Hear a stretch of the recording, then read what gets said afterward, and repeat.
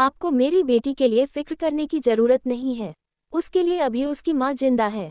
Wish ने एकदम निडर होते हुए अभय की आंखों में देखकर उससे ये कहा था।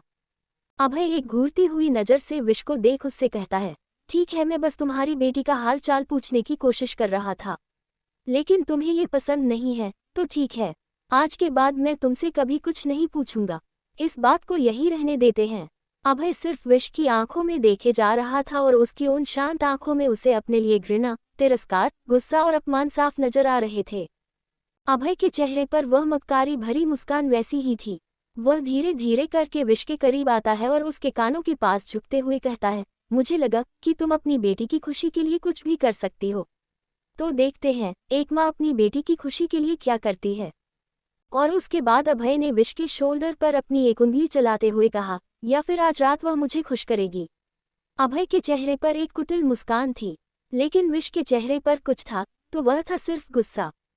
विश ने कस के अपनी आंखें बंद कर ली और अपने बैग में से उन पेपर्स को निकाल कर अभय के सामने करते हुए कहती है, मुझे आपकी सारी शर्तें मंजूर है और मैंने इस डॉक्यूमेंट पर साइन भी कर दिया है।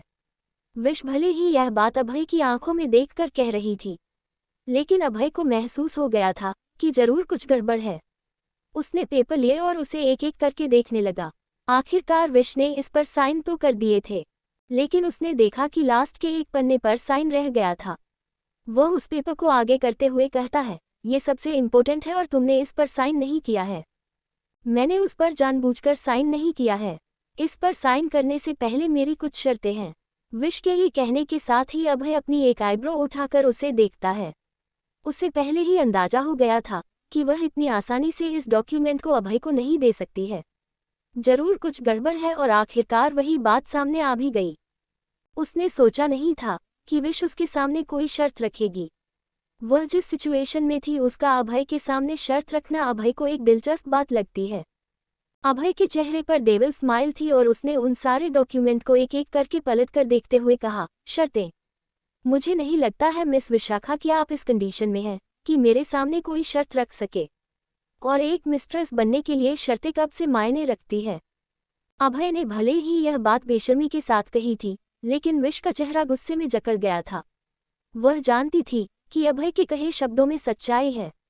एक मिस्ट्रेस बनने के लिए कब से शर्तें होने की जरूरत पड़ गई, लेकिन फिर भी वह उसे यूं ही अपने ऊपर कब्जा करने नहीं दे सकता था। उन डॉक्यूमेंट फिर से देखने के बाद अभय ने देखा कि विश कुछ नहीं कह रही है। अभय ने उन डॉक्यूमेंट को विश की तरफ करते हुए कहा, अपनी शर्तें बताओ। उसकी आवाज़ कठोर और कर्कश थी। विश एक पल के लिए अंदर ही अंदर सहम जाती है, लेकिन उसने हिम्मत की और उसकी तरफ देखने लगी। उन दोनों की भूरी आंखें एक दूसरे को देख रही थी और दोनों ही एक दूसरे की निगाहों में कुछ तलाश करने की कोशिश कर रहे थे। जहां अभय विश की आंखों में अपने लिए नफरत देख पा रहा था, तो वही विश अभय की उन शांत आंखों में एक राज महसूस कर पा रही थी। लेकिन विश बहुत देर तक अभय की नज़रों से नज़रें मिलाकर नहीं रह सकी।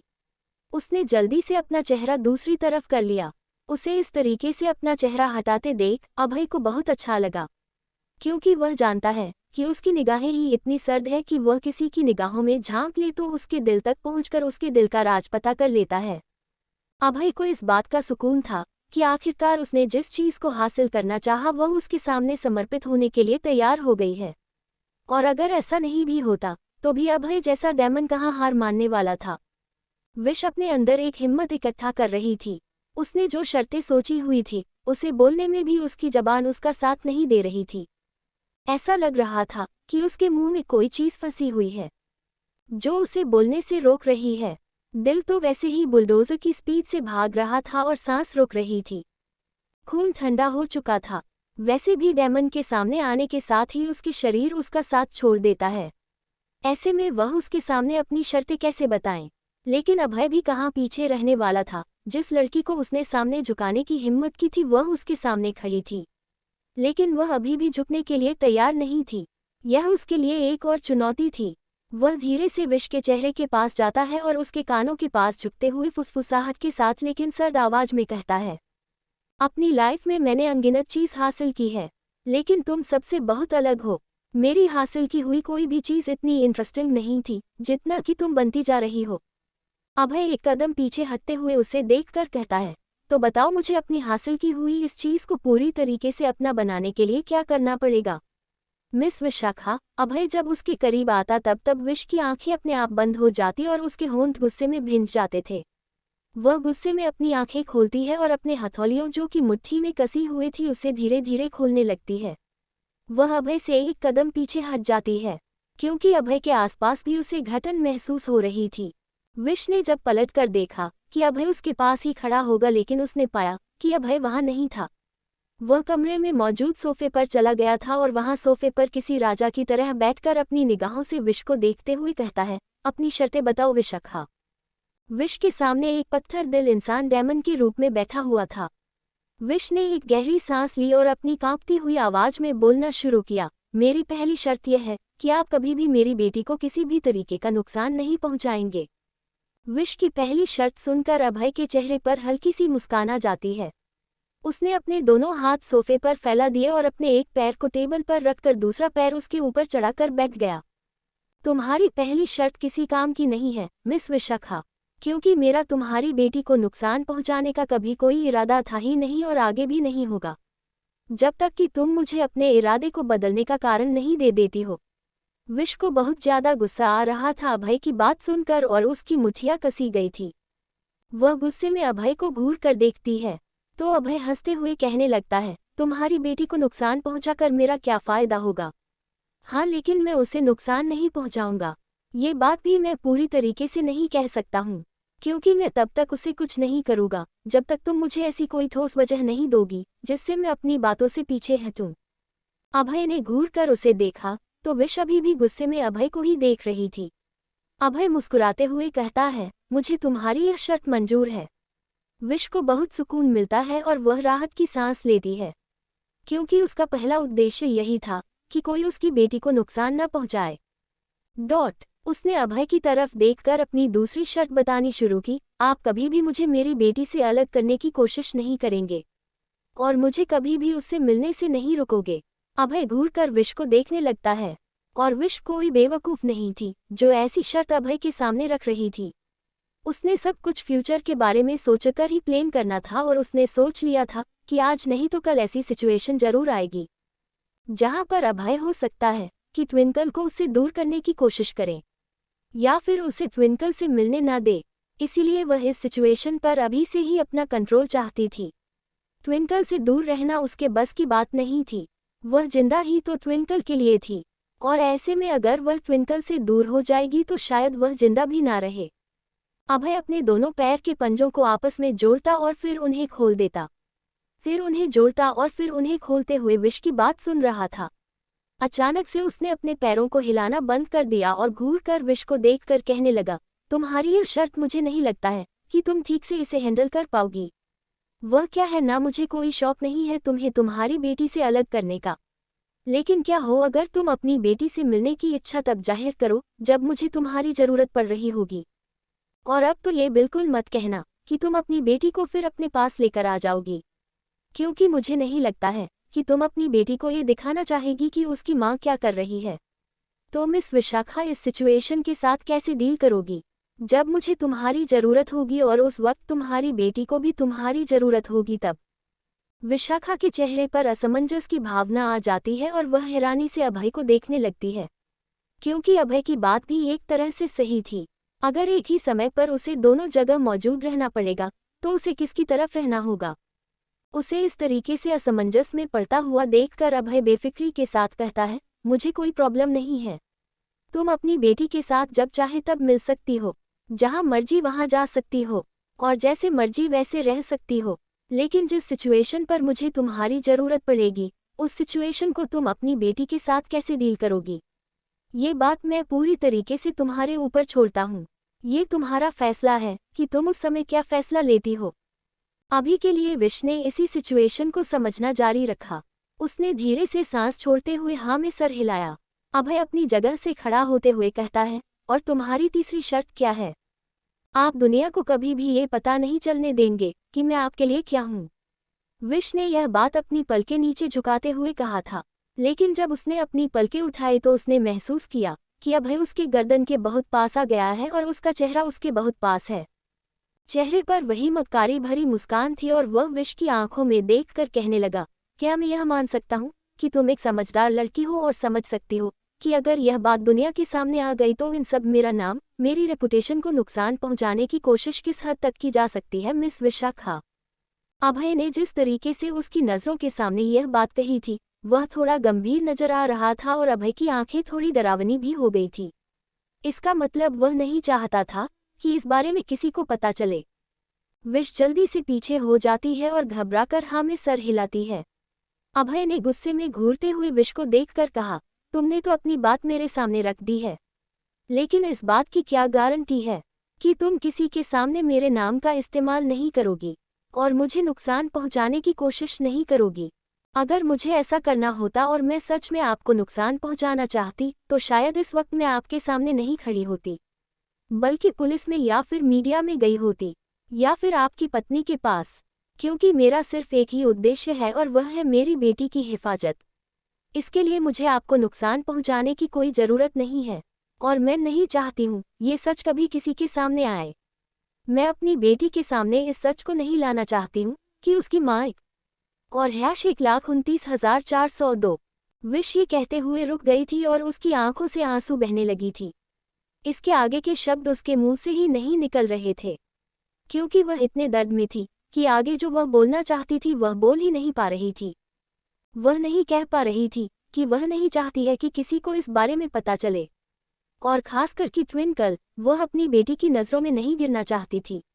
उसकी बेटी की नज़रों में जो उसकी इमेज है वह उसे कलंकित नहीं करना चाहती थी।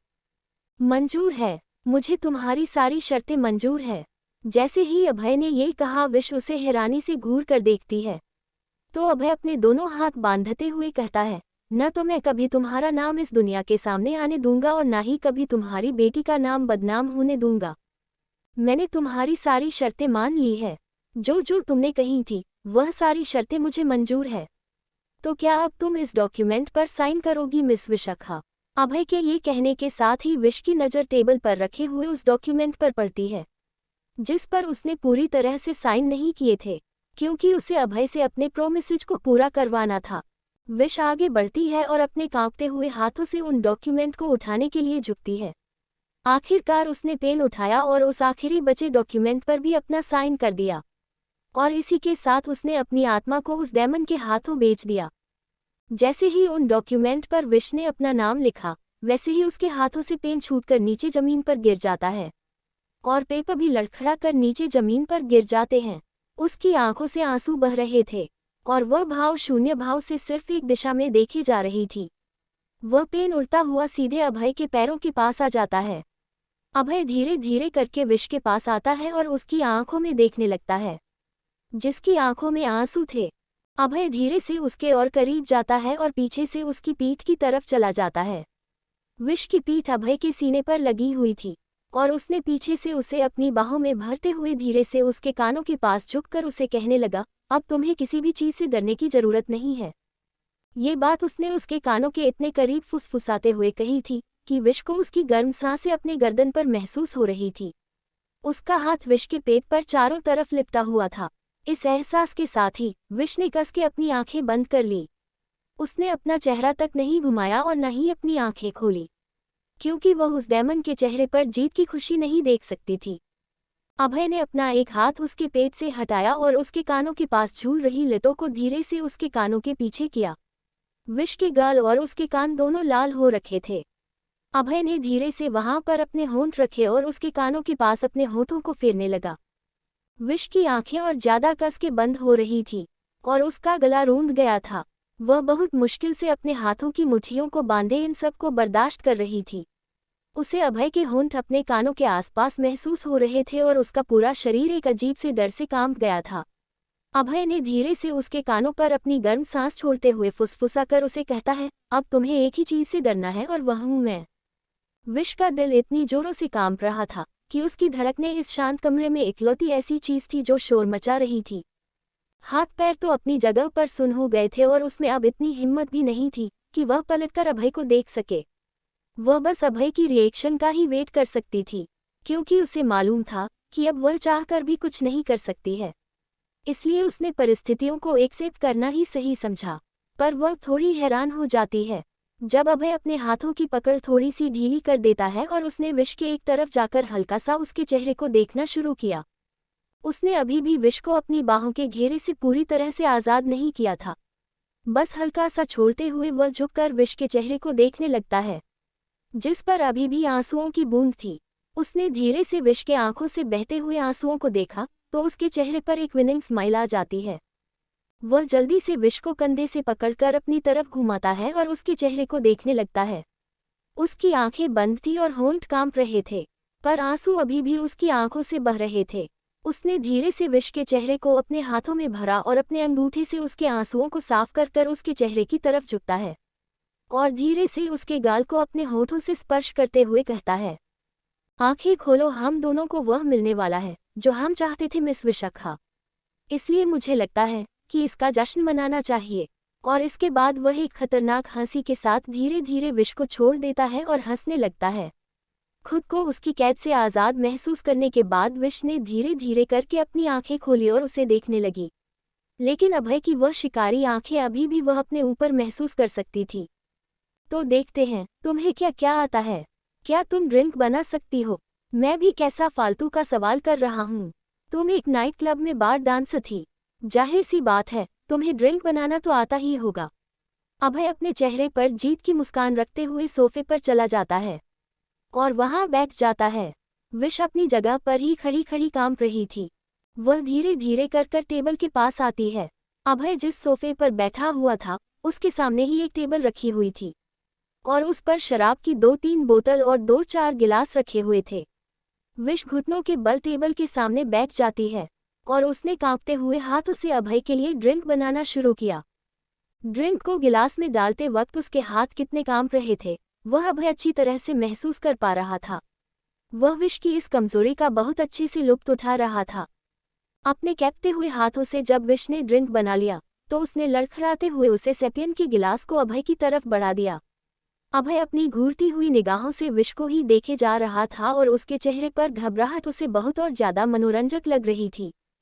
उसने हाथ बढ़ाकर विश के हाथों से वह ड्रिंक ले लिया, लेकिन उसने पूरा ध्यान रखा कि ड्रिंक लेते वक्त वह विश के हाथों को जितना हो सके उतने कस के अपने हाथों में दबोचे। विश ने कस के अपने हाथों को उसके हाथों से खींच लिया, क्योंकि उसके हाथ सच में बहुत ज्यादा दर्द कर रहे थे। अभय ने उसके हाथों को इतनी कस के पकड़ा था कि उसके अंगूठे के पास लाल निशान पड़ गए थे। विश जल्दी से खड़ी हो जाती है और अपने हाथों को सहलाने लगती है। उसे ऐसा करता देख अभय को और ज्यादा मजा आता है। एक सिप लेने के बाद उसने विश से कहा, तुम नहीं पियोगी? विश घबरा जाती है और उसने जल्दी से ना में सर हिलाते हुए कहा, नहीं, मैं ड्रिंक नहीं करती हूँ। विश की बात पर अभय को हंसी आ जाती है और वह हंसते हुए अपनी जगह पर खड़ा होता कहता है, क्या तुम ड्रिंक नहीं करती हो? कितनी मजेदार बात है, मतलब हलवाई खुद अपनी मिठाई नहीं खाता है। तुम एक नाइट क्लब में बाय डांसर रही हो और तुमने आज तक कभी शराब ही नहीं पी है। काफी इंटरेस्टिंग बात है। वैसे ये तो अच्छी बात है कि तुम पीती नहीं हो, सेहत खराब होती है। अभय धीरे धीरे अपने कदम विश की तरफ बढ़ाता है। विश के कदम अपनी जगह पर ही जम गए थे। उसका चेहरा नीचे था और वह अपनी जगह पर ही हल्की हल्की कांप रही थी। अभय बिल्कुल उसके पास आ जाता है और उसके कानों के पास झुकते हुए कहता है, मेरे पास तुम्हारे लिए एक सरप्राइज है। विश एकदम से हैरान हो जाती है। अभय उसके लिए सरप्राइज लाया है।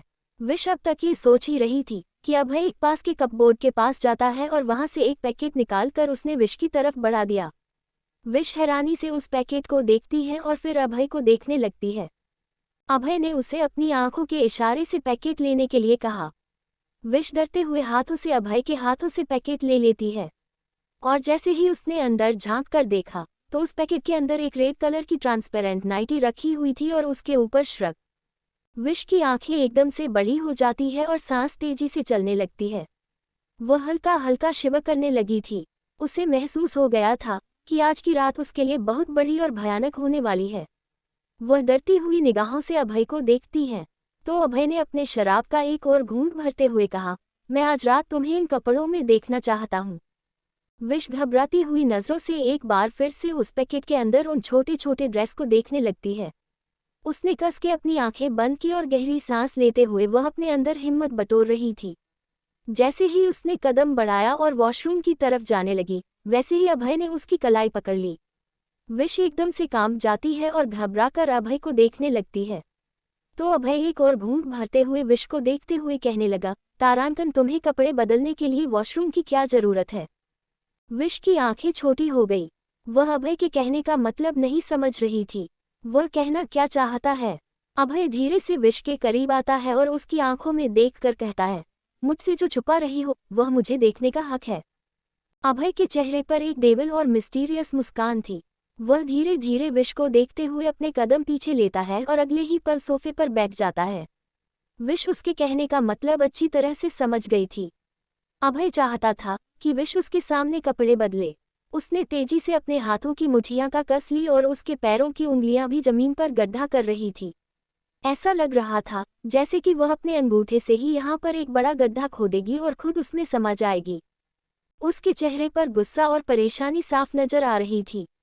अभय का ड्रिंक लगभग खत्म हो चुका था।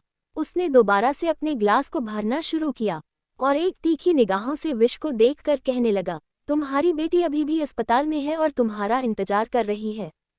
विश पूरी तरह से सुन्न हो गई थी। उसे महसूस हुआ कि अभय उसकी दुखती रग पर हाथ रख रहा है। ये सब विश उसी के लिए तो कर रही थी। उसके लिए ये सब करना इतना आसान नहीं था, लेकिन अपनी बेटी के लिए जो उसने फैसला लिया था, अब वह उससे पीछे नहीं हट सकती थी। उसने एक गहरी सांस छोड़ी और हाँ में सर हिलाया। अपने हाथ में पड़े हुए कैरी बैग को एक साइड टेबल पर रखकर विश ने सबसे पहले अपने दोनों हाथों की हथेलियां से अपने आंसू साफ किया। विश ने इस वक्त एक one piece frock gown dress पहन रखी थी। वह धीरे से अपना हाथ अपनी पीठ के पीछे ले गई और वहां से धीरे धीरे करके अपनी जीप को खोलने लगी। जैसे ही उसकी जिप खुलती है, उसकी ड्रेस उसके शोल्डर से ढीली हो जाती है और जैसे ही उसकी जिप पूरी तरह से खुल जाती है, उसी के साथ उसकी ड्रेस उसके शोल्डर से हल्की सी खिसक कर नीचे आ जाती है। अभय जो अब तक अपने शराब की घूंट भर रहा था और नशे में हो रहा था, अब उसका सारा नशा एक बार में ही उतर गया था।